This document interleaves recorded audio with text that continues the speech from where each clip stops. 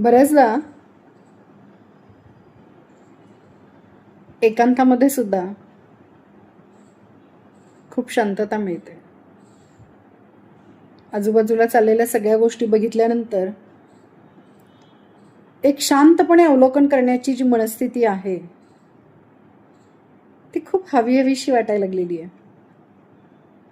कोणाबद्दल द्वेष, असूया,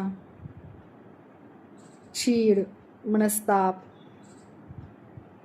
एकेकाळी प्रचंड यायचा. आता तो येतच नाहीये.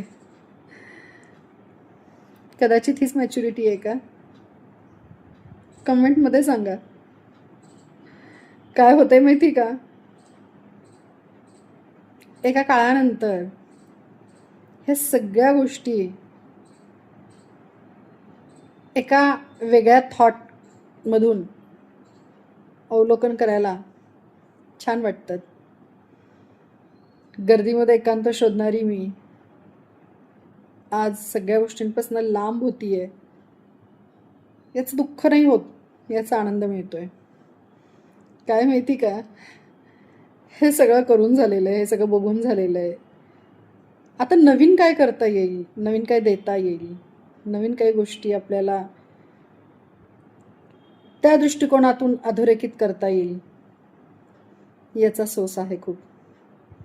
बघा, ही शांतता जर आनंद देत असेल, तो एकांत जर एका चांगल्या लेवलला घेऊन जात असेल तर कदाचित ती प्रगल्भता आहे. शांत राहणं, दुर्लक्ष करणं कदाचित हेच शिकवतं माणसाला समृद्ध होणं. त्यामुळं पेल्यातलं वादळ शांत झालंय असं समजणाऱ्यांनी वादळापूर्वीची शांतता असंही समजायला काही हरकत नाही.